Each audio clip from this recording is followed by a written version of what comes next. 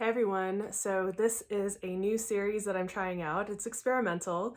I will be doing monthly tarot readings for all of the different zodiac signs. So feel free to watch your sun, moon, or rising, or all of them if you actually have the time to do that. There will be extended versions and those links will be down below. This is a collective reading, so keep that in mind when you're listening to it. Take what resonates, leave what doesn't. If your sun sign isn't feeling like it's resonating with you, then maybe check out your rising sign next or your moon sign. So given that it's a collective reading and it's not one-to-one, it's not tapping into one exact person. So if you do want something more specific, you're welcome to book with me, but that will also be a link down below in the description. So because this is new and experimental, this is my first set of videos this month.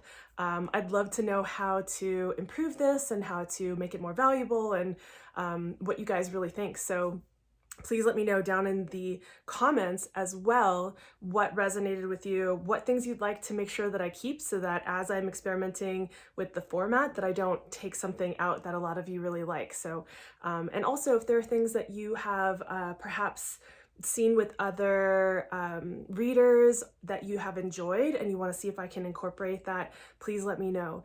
One other thing I want to mention besides all of that is that we are self-determined and not predetermined. And my belief is that the tarot is a really useful tool to have messages or omens come through, which is why I say take what resonates and leave what doesn't. But we're all ultimately making our own decisions. So if you get a message in tarot that has you consider maybe shifting course, or it affirms something for you, great, fantastic. Just know that we all are the masters and creators of our own experience. So take with it what resonates and works, but really give it some thought. And, you know, I'm not a person who advocates for letting any one piece of these types of technologies dictate completely what we do without giving it its proper thought and really sitting with our emotions and deciding for ourselves what actually works best. So just really want to put that out there to make sure that you're considering that as you listen. Other than that, if you want to make sure that you don't miss any of these going forward, please like and subscribe. It helps me to continue to know that this is something that you want to see. I'm also considering doing full moon and new moon readings. I might even start to do bi-weekly depending on what people want. So again, your feedback is what really lets me know how to structure these going forward. So here's to the first month of trying these out, and I look forward to seeing more of you guys. Thanks. Hello, Gemini, and welcome to your February 2022 reading. So we're going to get started in just a second here. Because this is a new series, I just want to let you know. Let me know in the comments below what you really liked and resonated with. If you have readers that typically do these kinds of monthly or weekly readings and there are certain things that you like that they include, please let me know. I'm going to continue to shift the format and continue to refine it going forward. So it's really helpful for me to know. Okay, great. With that said, let's get into it. Gemini, sun, moon, or rising. All right. So we're going to take a look at generally first, what is the overall theme for Geminis apologize for my squeaky floor, in February 2022. What is the challenge for Geminis and what do we have for spiritual advice? These are coming through really strongly and that's nice. I'm loving it. Today they're just moving like butter. It's so great. All right, we're going to pull the rest of the cards. Let's take a look at for career. What is the general reading for what's happening for Geminis? General vibe for your career. And, ooh, we had two pop out here for what the challenge is. So that is a two-parter for challenge right there. Almost seems like a love reading, but we're looking at your career. All right. And then we are taking a look at what the spiritual advice is. And then the last set that we're going to look at, I'm just going to move these up so we have a little bit of room to look at them. we're going to look at your love. So what is the general vibe for love? And also your challenge. Oh, and 2 popping out for your spiritual advice. Interesting, super interesting. This is going to be a great reading, Gemini. I love it. By the way, I am a Gemini rising, and while I do read for all the signs and clear my energy before each one of them, I gotta say, I'm already relating to this, so I hope you do too. So we're going to move this aside, and we're going to step into just looking at one section at a time. Let's really focus on one section at a time. So let's take a look at your general overall reading here. So overall reading, we have the Lovers. So, and then for our challenge, we have the 9 of Pentacles, the 9 of Coins. And then we also have the King of Cups in reverse for your spiritual advice, right? So again, I want to just mention that this is a general reading for the signs that are either Sun, Moon, Rising for Gemini, which means that, of course, we're not looking at your natal chart specific information, and this is more of a collective reading. It's more generalized, so take what resonates. It's going to resonate more strongly for some than for others, of course, because there are other things that are going on. So if you do want a specific reading, the link is down below for you how you can book a personal reading with me, a one-to-one reading, so that it is specific. We can really dive into what's happening for you. And I do all different types of readings, so just feel free to message me and ask me any questions that you like. So with that, let's jump into it. So now the Lovers card, while a lot of people would like to say, oh my God, this means love and love is coming and it's all about love.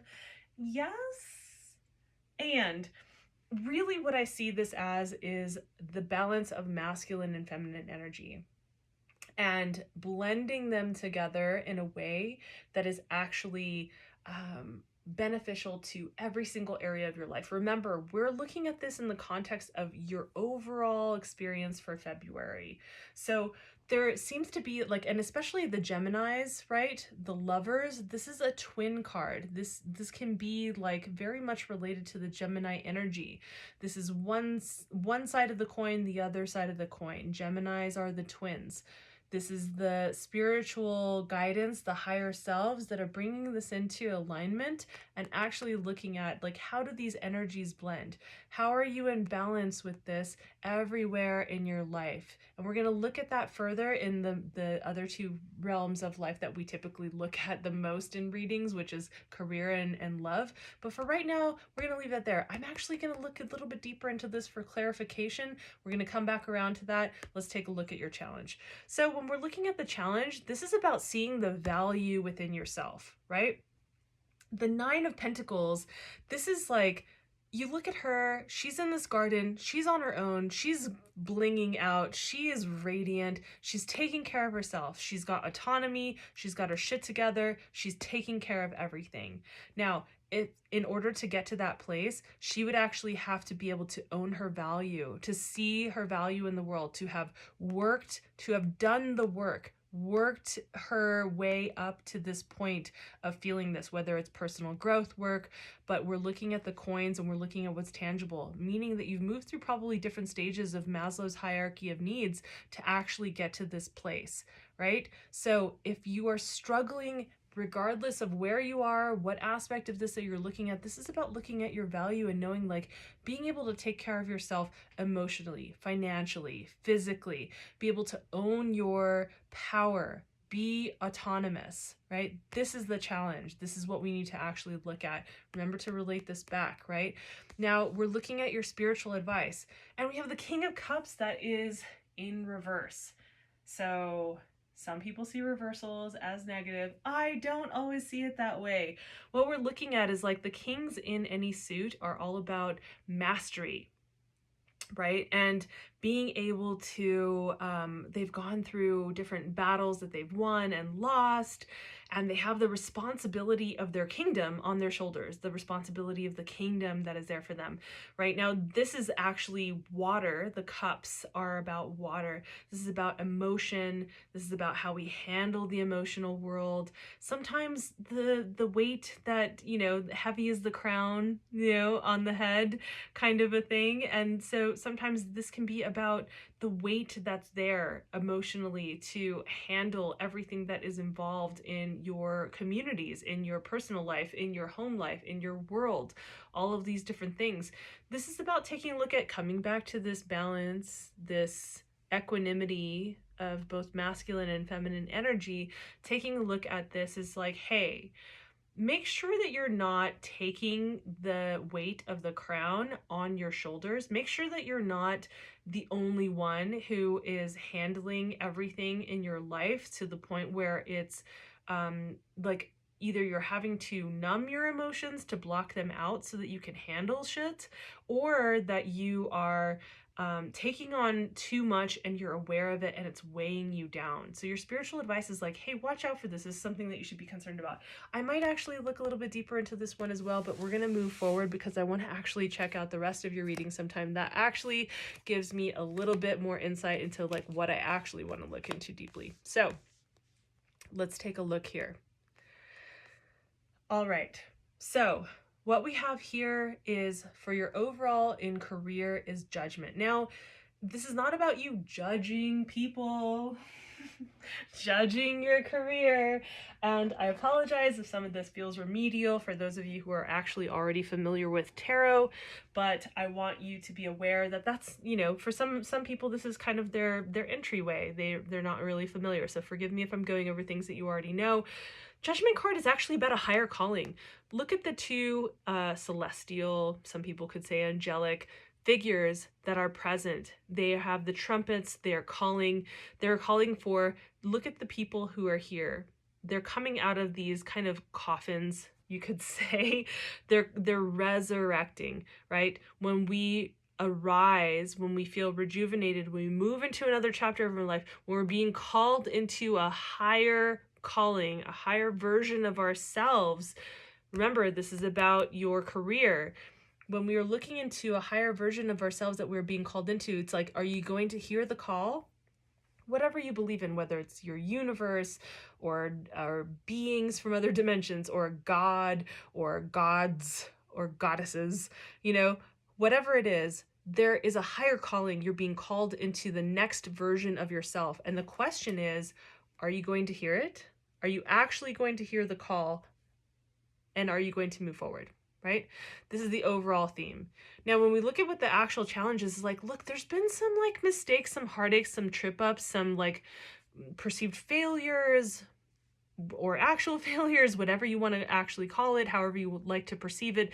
But there have been some disappointments. There've been some disappointments with your past ventures or paths that you've taken in your career that haven't exactly panned out the way that you've wanted to.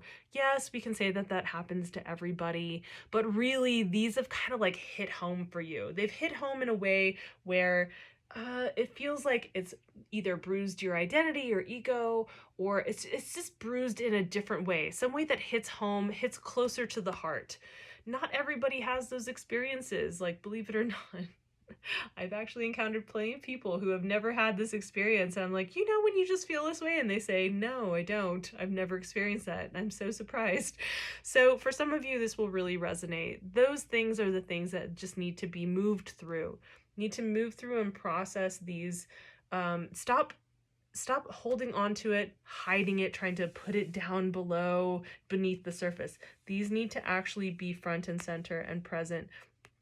You need to move through and process this because it does actually hold you back from moving into your higher calling in some ways.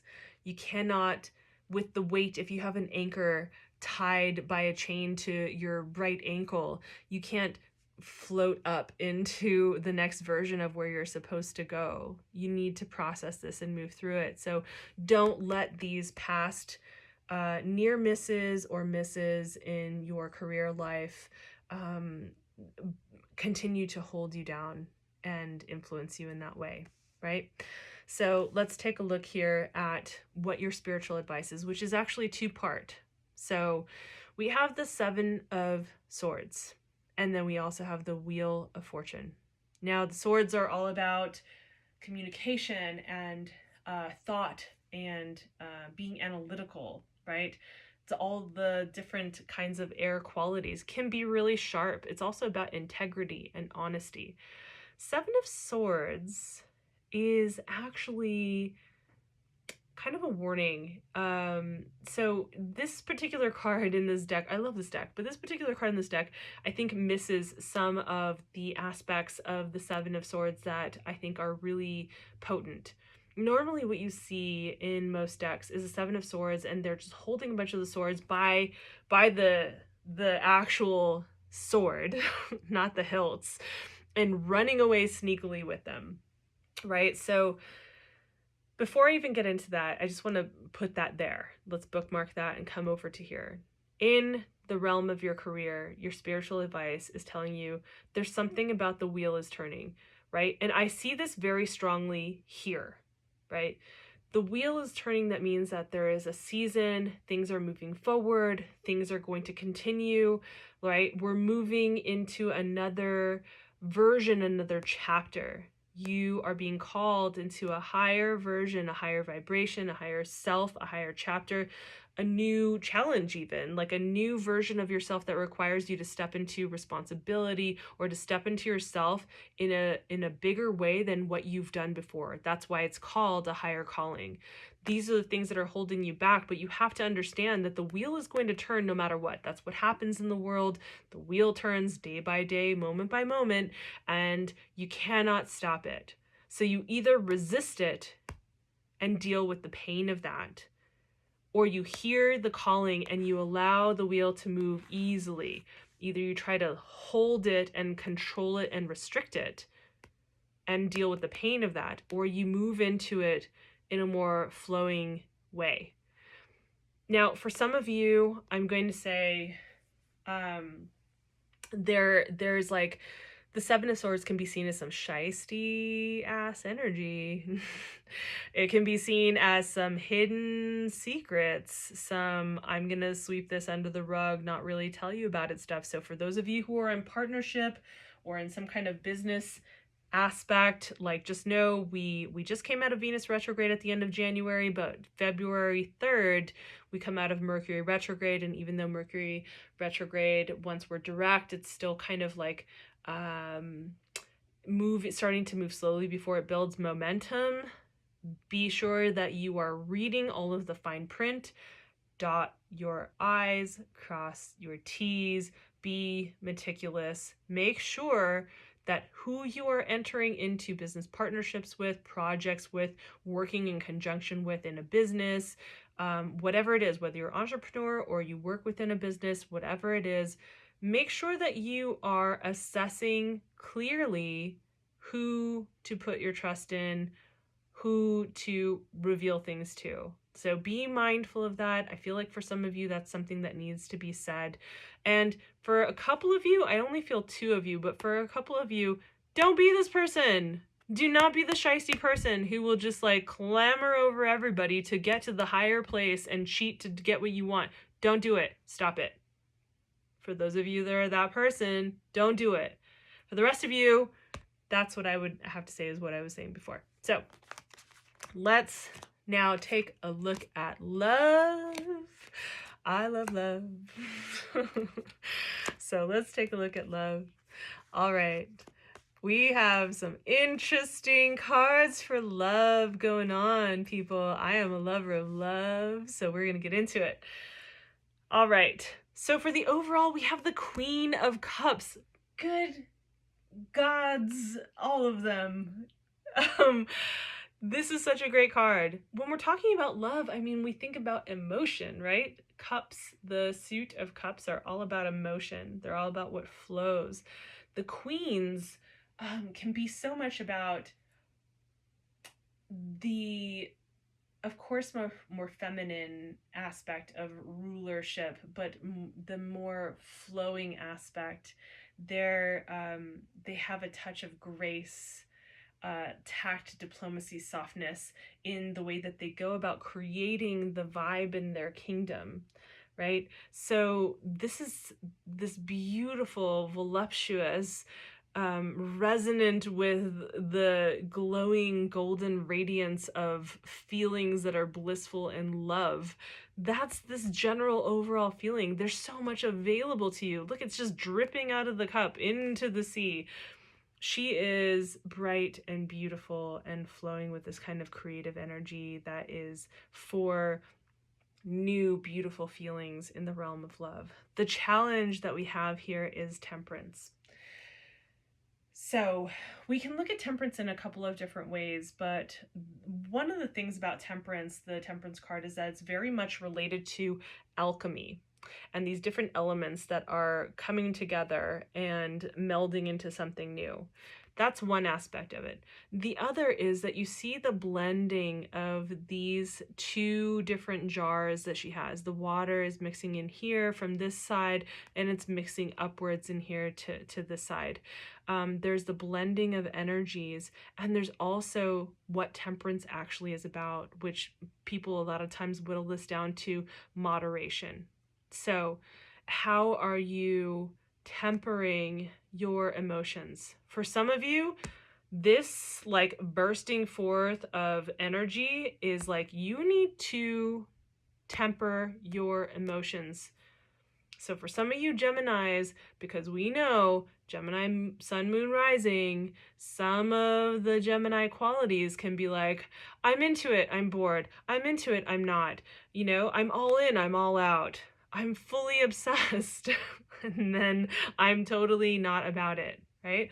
So the idea here is the challenge is to go within yourself, to take all of the different elements of attraction, of love, of interest, of possibility, and to move with them in a way that is more moderate and temperate. Take it a little bit more slowly. Go with the bird's eye view. Slow it down a little bit. Make sure that you're taking steps that feel in, not just in alignment, but feel, what's the word I'm looking for?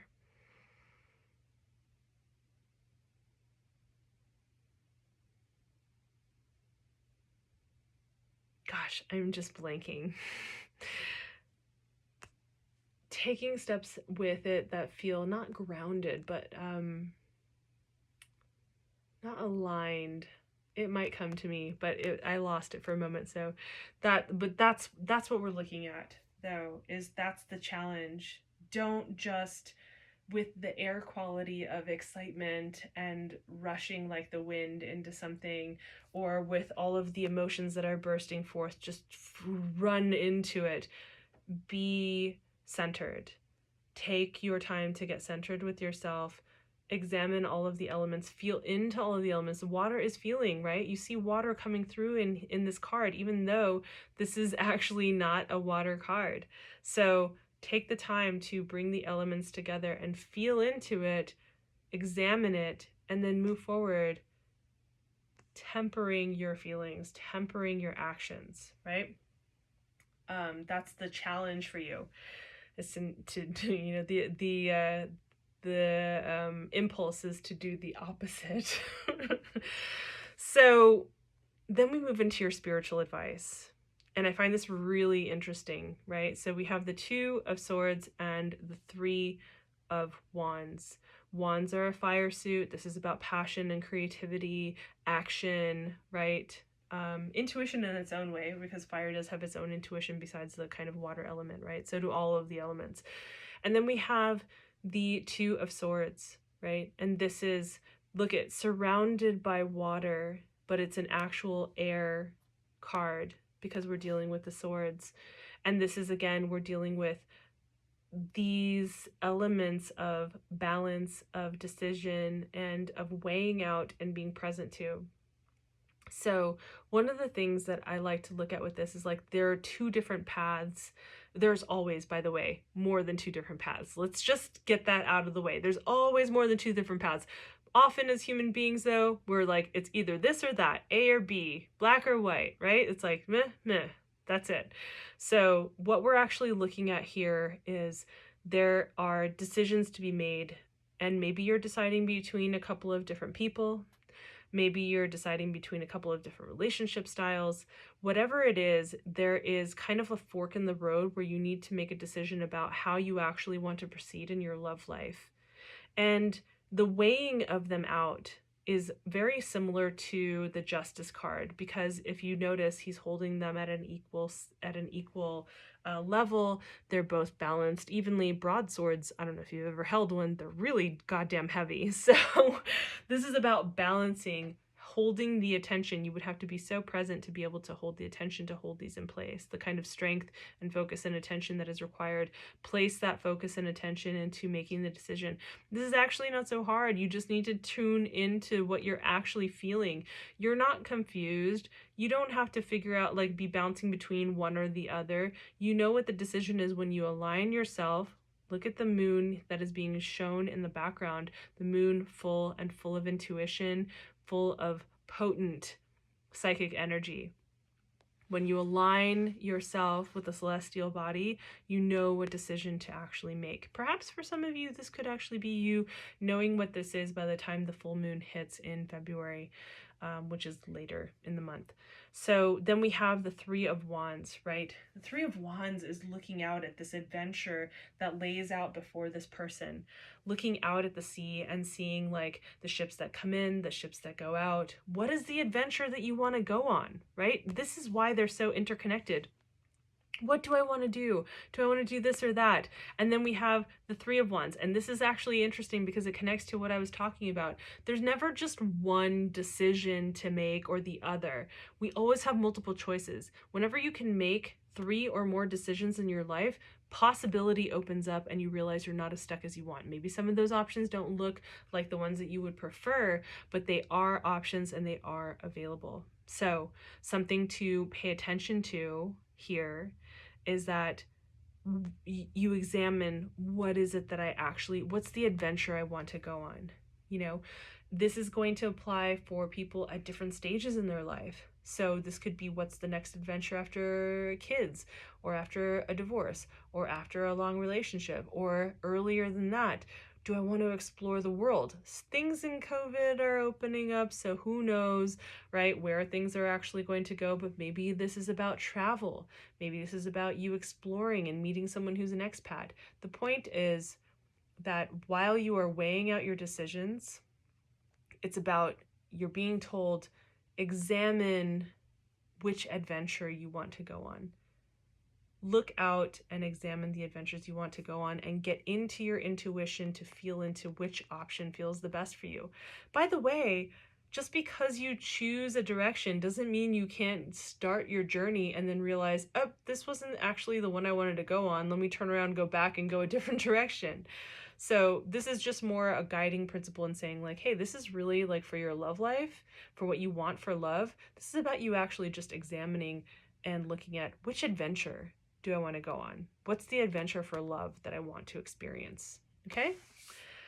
All right. So with that said, we're going to get into the deeper cards. So let's take a look.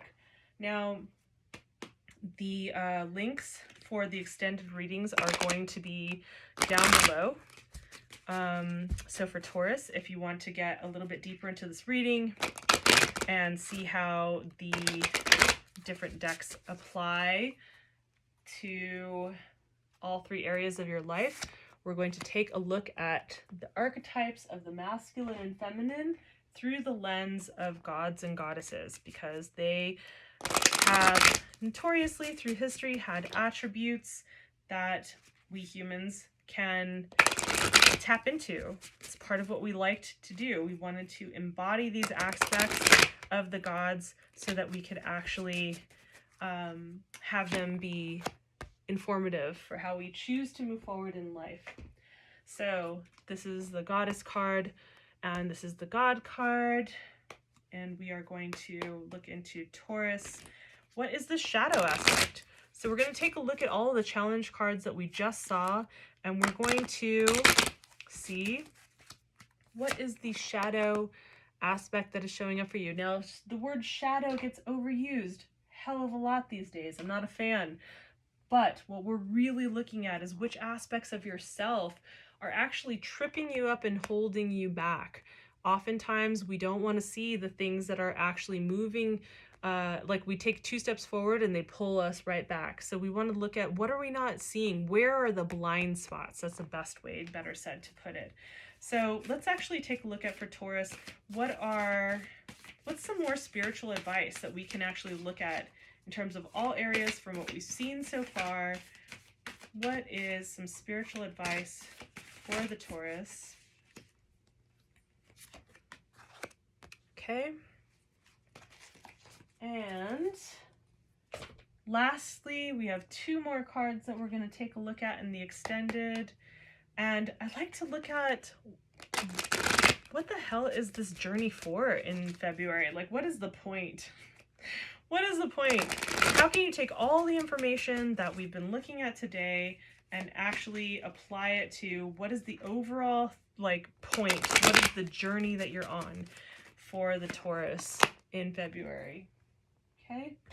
And our last card. So here we go. All right, and that is a rune, which I find them to be quite instructive sometimes. So we are going to take a look at the rune that is showing up for you. So once again, this extended reading is going to be available on Patreon. The link will be down below. So thank you for joining me for your reading. Make sure to like and subscribe if you want to make sure that you catch the monthly readings that I'm going to be putting out. And also I might start doing weeklies. I'm not really sure. So just so that you don't miss anything, make sure that you subscribe, and hitting a like and commenting, letting me know what you'd like to see more of and what you like is really helpful so I can improve things. All right. Have a great month, Taurus. Sending you a lot of love.